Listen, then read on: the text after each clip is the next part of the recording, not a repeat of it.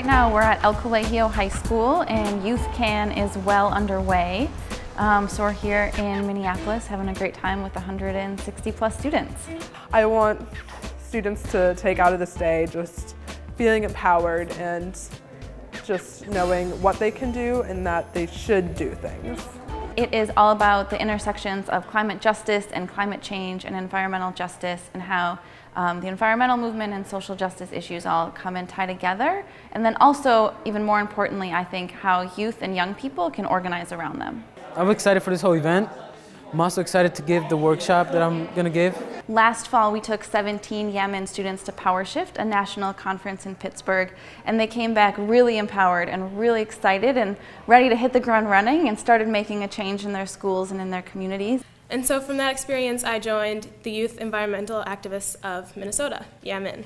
So I was the ambitious one to come up with the idea for Youth Can, and everyone basically looked at me like, what? So I knew that we should have something where youth could also have a voice and could come together and really learn and educate each other. It doesn't always have to come from the adults, it can come from each other and being able to take that and put it to action. We've got all of these really cool workshops, tons of really cool activists from around the area, and all these Kim Wasserman and Will are talking, and all of these, really, really awesome, powerful people. I represent the Little Village Environmental Justice Organization. We're a 20-year organization on the southwest side of Chicago. In my neighborhood, I never realized that there was a coal power plant. And so a lot of people are like, how do you not know that there's a coal power plant in your neighborhood? And it's really easy, because the coal power plant sat in the back of our neighborhood, and it didn't give off black, ugly, gray smoke. It didn't smell. It gave out white steam.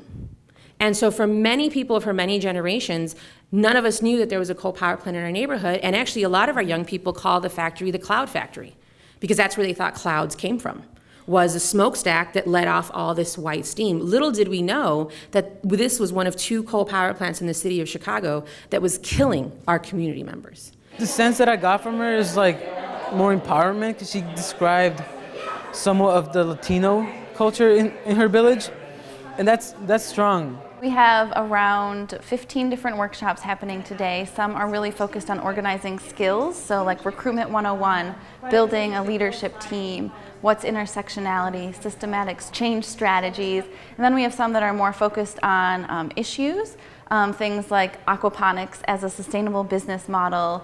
This is not just a pep rally, but it's really your issue, because a lot of the adults, it's not, they care, but they don't care. They don't know how to take action.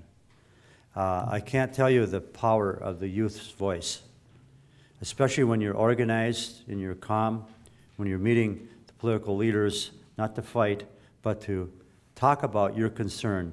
Just because you believe in something doesn't mean that the other person does. And shoving your beliefs down another person's throat isn't going to do anything for you. But if you can put on the hat of how that other person thinks and bring the argument to them in a different way that makes them see that in a light that they're comfortable with, your chances grow exponentially. But my hope on seeing this now, the youth are starting to reorganize, because this is their issue and we really need them on board, because this is what's going to change everything. Young people understand the realities of what's happening out there. They're seeing it every day with their families, paying their utility bills, to dealing with episodes of climate change, and how do they as a family and community come together.